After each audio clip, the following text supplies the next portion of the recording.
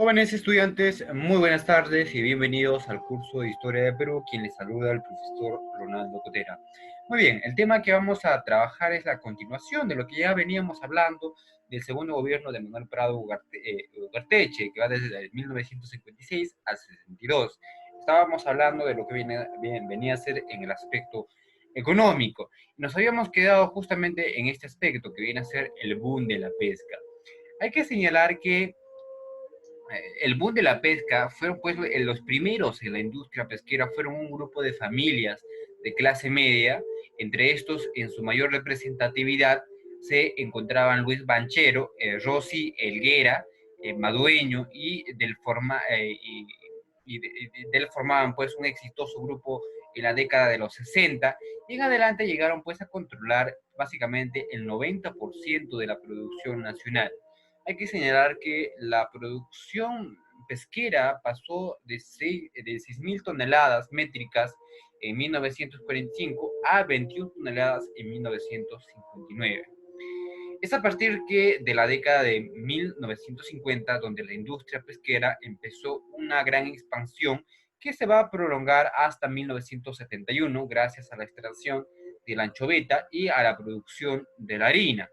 Eh, Hay que señalar que utilizada pues en la próspera de la industria de alimentos para animales de granja. En efecto, los crecimientos de productividad estimuló el boom de la harina del pescado, atrayendo significativamente grandes grupos de inmigrantes andinos. En parte va a frenar lo que viene a ser la llegada de esta población a Lima, pero que en el norte de Chimbote aumentó pues lo que viene a ser por la presente atracción laboral. En cierta medida, la bonanza de la harina del pescado atrajo a la fuerza laboral de migrantes principalmente de la costa y de la sierra, ya que la paga era buena. La producción de harina de pescado se disparó en Perú a mediados de la década de los 1950 y su auge se produjo debido pues a las oportunidades de mercado y a las innovaciones tecnológicas. Las fábricas de harina de pescado, por ejemplo, pues pasaron de 17 en 1954 a 69 en 1959 y 154 en 1963. Al mismo tiempo, la producción se incrementó por un factor de 20 entre 1954 y 1959, triplicándose luego en 1963. Entonces, eso es lo que podemos mencionar respecto a lo que viene a ser en el aspecto del boom de la pesca. Muy bien, vamos a continuar con la exportación y el desarrollo económico desigual. Así como la producción de la harina elevó el déficit después de la recesión económica, la exportación de productos minerales como el cobre y el reciente funcionamiento de las minas de Toquepala, que iniciaron básicamente la extracción recién en 1960, aportaron también la estabilidad económica. Por otro lado, internacionalmente, pues se vivían tiempos de revolución y nos estamos refiriendo pues a la Revolución Cubana de 1956. Estados Unidos realizaba pues lo que viene a ser el bloqueo económico a Cuba.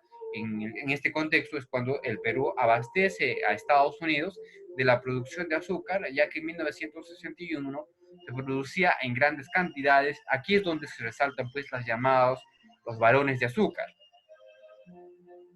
Así podemos contemplar que en los últimos años de gobierno de Manuel Prado, prácticamente pues en los 3 años antes de finalizado, su mandato se caracterizó justamente por el crecimiento económico en las exportaciones. Sin embargo, a pesar del auge, no toda la población fue beneficiaria. Eh, Según el historiador Peter Claren, en su obra Nación y Sociedad en la Historia del Perú, señala lo siguiente. Esta fue una obra escrita en el año 2004 y señala lo siguiente. Aunque los principales beneficiarios de esta renovación de la larga ola de crecimiento impulsado por las exportaciones entre 1948 y 1968 fueron justamente los sectores urbanos, costeños y modernos de la economía. Si estas regiones de la sierra, en particular aquellos con exceso de mercado a la costa, experimentaron un despertar comercial propio. Claramente podemos entender que las comunidades y pueblos más alejados de la costa o de la sierra y que no estaban conectadas mediante carreteras, muy difícilmente pues alcanzaron los beneficios de la exportación demandada laboral y la mejora de su situación económica. En este contexto, sigue el problema de la tierra y urgentemente una ley de reforma agraria que hasta el momento pues solo era un proyecto, es decir, un estudio. Esto, como veremos más adelante, da origen pues a los levantamientos sociales de la época. Notablemente, el desarrollo económico fue desigual. Solo tuvo presencia pues en algunos puntos del interior del país a los que Claren llama Interland, ¿no? Este desarrollo que se realiza principalmente en Lima. Entonces, eso es lo que nos señala pues el historiador Peter Claren en su obra Nación, Sociedad en la Historia del Perú. Efectivamente, el reparto no fue equitativo y no fue a las personas quienes más lo necesitaban, solamente fue repartido pues entre las personas más acaudaladas, ¿no? Entre los empresarios particulares, ¿no? Ahora, hay que señalar también que entre las principales ciudades de visible desarrollo económico tenemos a la Sierra Central y justamente en el departamento de Junín, centrándose específicamente en Huancayo, que va a suministrar, que estaba suministrada los alimentos a la capital del país, es decir, a Lima, también a la producción de la manufactura textil, procesado de pieles de animales para la elaboración de cuero y también bebidas, ¿no? Hay que señalar que Huancayo de esta manera pues se convertía en centro de la producción de atractivo laboral, también por lo que vendría a ser pues la minería presente. Ahora, por las demandas de mano de obra y productos alimenticios en las haciendas azucareras, algodoneras y arroceras de la costa norte en particular, van a dinamizar la producción en los pueblos y aldeas adyacentes, ¿no? Y en la campiña de la sierra vecina, en la provincia de Cajamarca, en el arcaico sistema de hacienda, fue transformado en unas rentables empresas de productos lácteos, estimuladas pues por las políticas establecidas, eh, por las políticas estatales, que disincentivaban la producción alimenticia tradicional y fomentaban el capital transnacional y a los terratenientes modificadores. Por otro lado, la producción de la leche también se va a intensificar. A mediados de la década de 1950 funcionaban 44 grandes granjas lecheras. Casi todas pues habían sido formadas a partir de las antiguas haciendas productoras de alimentos mediante su compra o su arrendamiento. La fuerza laboral tradicional de las haciendas fue igualmente reorganizada y reducida para que coincidiera con una industria menos intensiva en mano de obra. Este proceso, muchos de sus colonos fueron pues expulsados de sus parcelas. Y para finalizar con el último punto de lo que viene a ser en el aspecto económico al gobierno de Prado, señalaremos lo que viene a ser la crisis agraria. Sin lugar a dudas, si bien es cierto que no todos los poblados campesinos pudieron ser partícipes del despertar económico, la mayoría seguía siendo pobre, sin el alcance del beneficio de las exportaciones.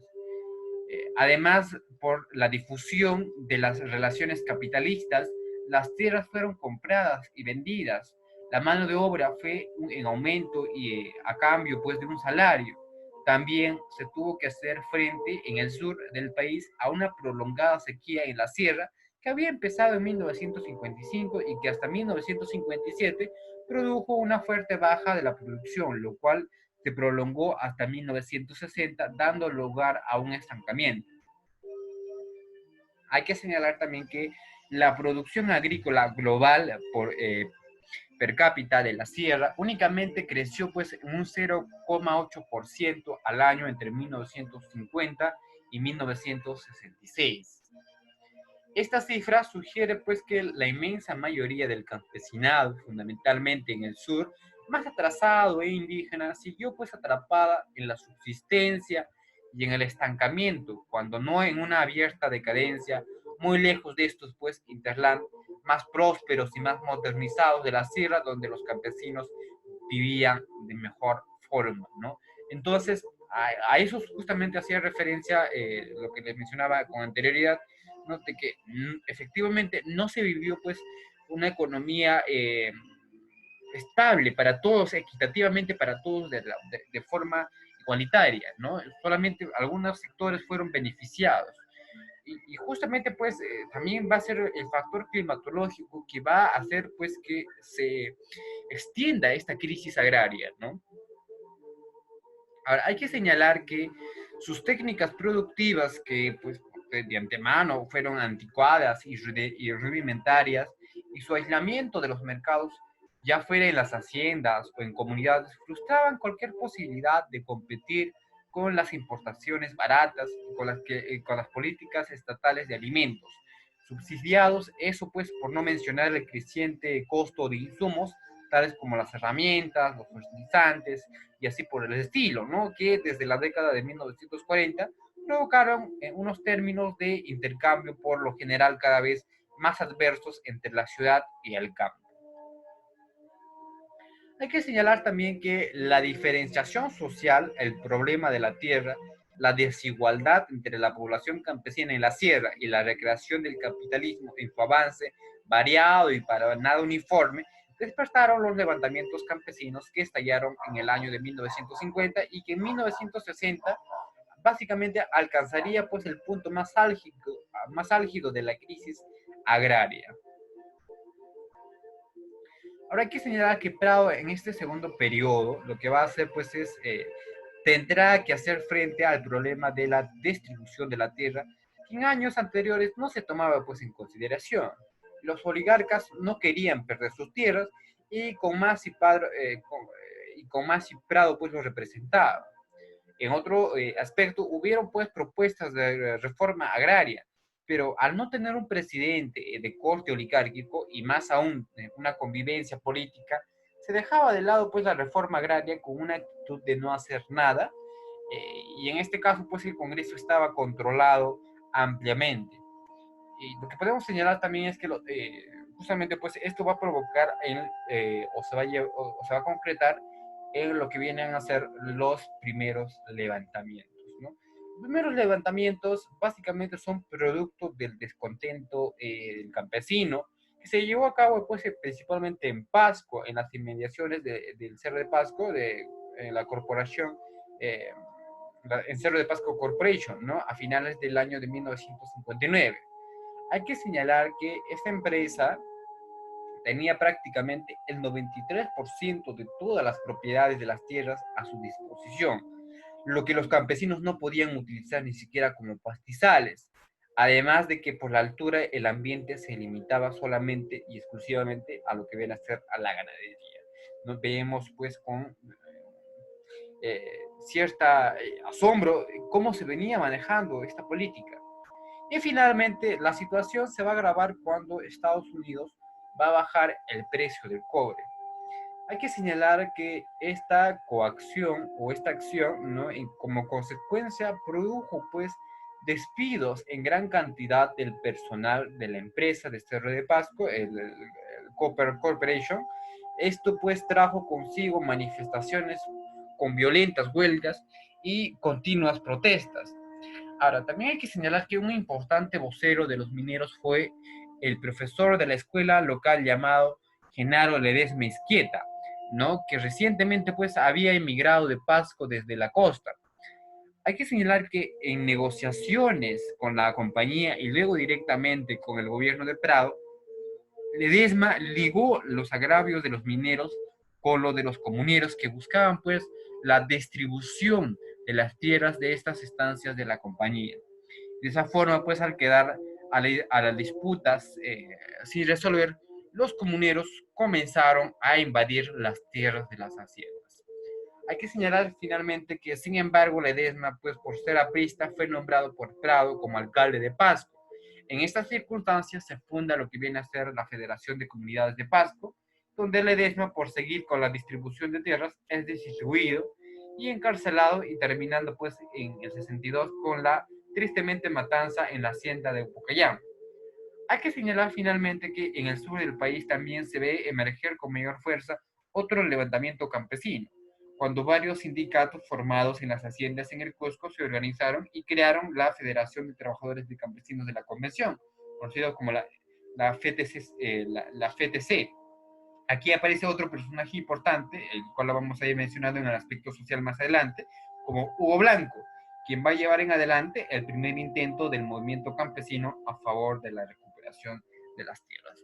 Esto es entonces todo lo que ha sucedido en el aspecto económico del gobierno de Manuel Prado Ugarteche. Hasta aquí la clase del día de hoy. Espero que les haya gustado. Nos estaremos viendo en la siguiente clase.